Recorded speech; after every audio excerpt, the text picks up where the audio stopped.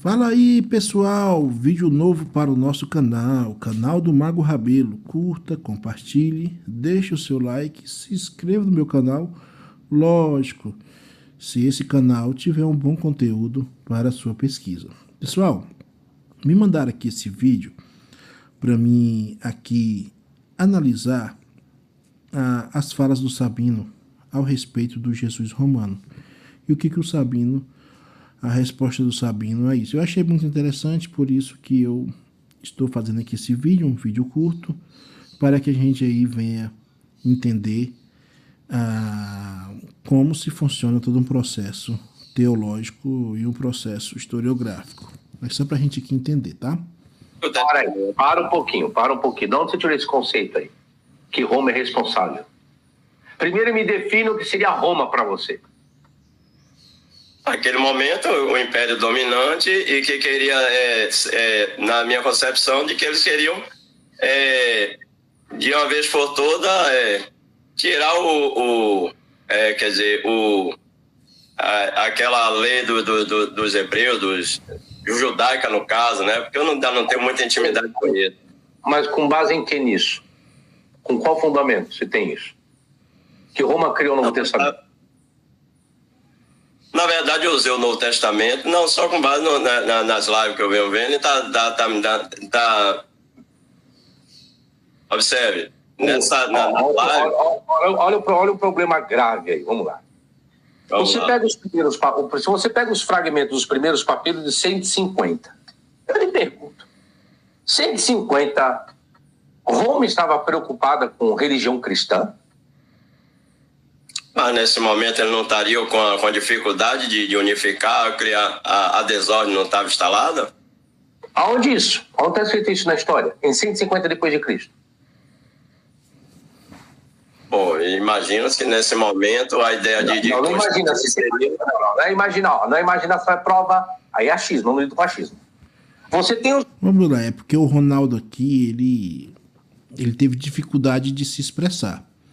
A pergunta é essa.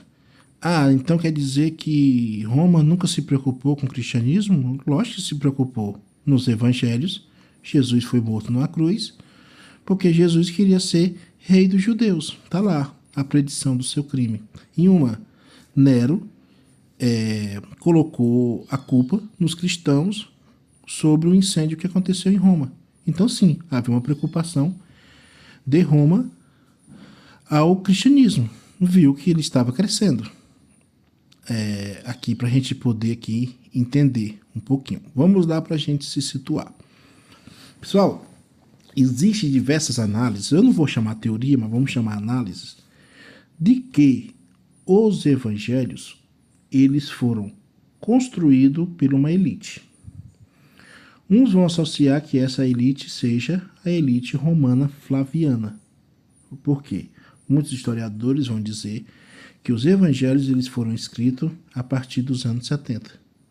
Por causa do ex-evento ali da destruição do templo, a destruição de Jerusalém, e uma coisa bem interessante, fazendo um link com a destruição de Jotapata, no período de Flávio Joséfo, quando Jotapata foi destruído, e sobre a visão e oráculos que o Joséfo teve tanto de Tito como do Vespasiano, né? Eu vou mostrar para vocês aqui no livro o próprio Joséfo dizendo para o Tito Flávio e dizendo para Vespasiano que Vespasiano seria o próximo imperador.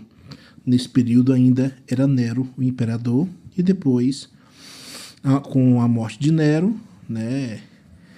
Houve na Espanha, se eu não me engano, foi o Gaius, que se tornou imperador, mas quando Vespasiano chega com suas tropas em Roma, ele é aclamado como imperador. E Tito depois se torna o sucessor de Vespasiano, e Tito se tornou um grande general, assim como seu pai, Vespasiano, também foi um grande general. O que acontece? Então, muitos vão entender que a elite, né, flaviana escreve os evangelhos, entendeu? Para quê? Para legitimar a sua invasão a Jerusalém. Então eles pegam o personagem Jesus e transformam o personagem Jesus tipo de um personagem que vai trabalhar, entendeu, com suas ideias contra os judeus, entendeu, e a favor de Roma. É isso que é basicamente a teoria flaviana. Aí você me pergunta assim, Mago, mas isso não cheira a conspiração no ponto de vista histórico? Não. Existe uma possibilidade histórica, sim, deles ter criado, entendeu? É complexo de você explicar, é problemático de você explicar, mas isso é mais plausível do que você dizer que Jesus morreu e ressuscitou no terceiro dia. De você dizer que Jesus andou sobre as águas. Isso é coisa de fé. Possibilidades históricas, potencial histórico, pode sim ter sido escrito por uma elite flaviana, entendeu? Mas como eu disse, requer de indícios e requer de uma boa argumentação e de uma boa metodologia para você poder explicar isso. Mas, no ponto de vista histórico, por isso que eu estou falando, no ponto de vista histórico, isso sim é possível, entendeu? De que os autores dos evangelhos, que nós não sabemos quem são, terem criado alguma camada a esse termo, ou seja, uma camada pró-Roma ali naquele período. Só para a gente aqui salientar, para a gente entender uma coisa bem interessante, deixa eu até sair aqui um pouquinho, vou até aqui no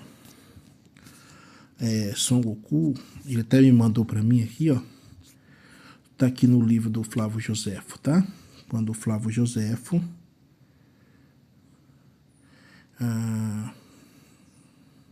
deixa eu ver se é aqui.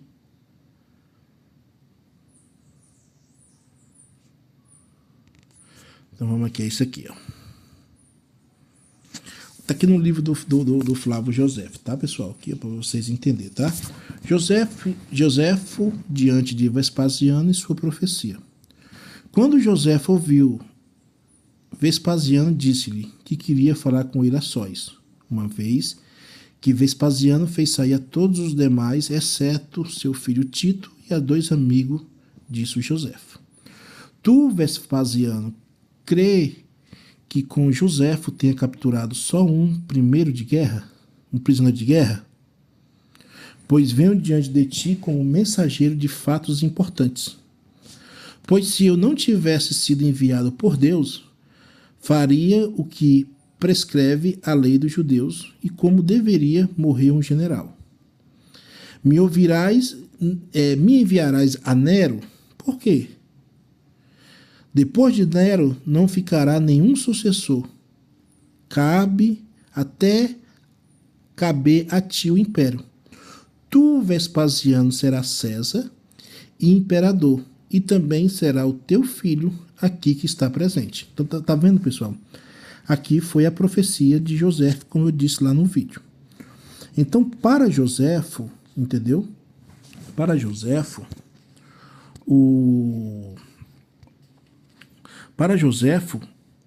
a Vespasiano seria o próximo imperador. Então a gente entende aqui que há uma questão bem interessante. Há uma questão bem interessante entre os Vespasiano, Tito, com Joséfo, cumpridor da profecia de Joséfo.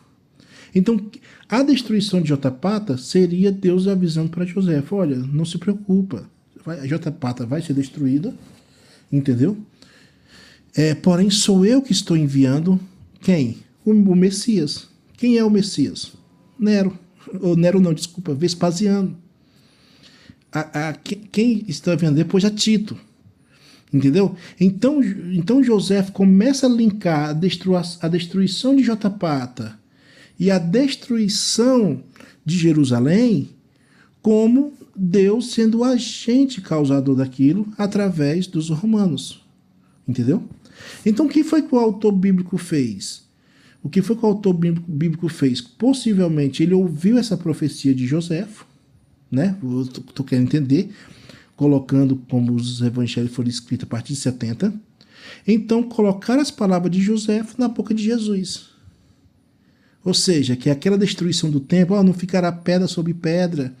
Ou seja, que seria a profecia que José havia anunciado. Então, ou seja, queira ou não, indiretamente, nós temos indícios que o evangelista, ele vê o Filho do Homem com grande poder e glória, seria quem? Vespasiano e Tito. Então, pessoal, assim, antes da gente sair falando o que não sabe, é melhor fazer análise.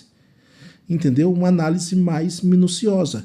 Então, eu vou terminar por aqui. É aqui que eu quero que vocês entendam toda a ligação que nós temos dos evangelhos com os escritos de Joséfo, entendeu? E com certeza, os evangelhos sendo uma paródia daquilo que Joséfo entendia sobre a dinastia flaviana, entendeu, pessoal? Então, se você curtiu, deixa aí seu like e se inscreva no meu canal.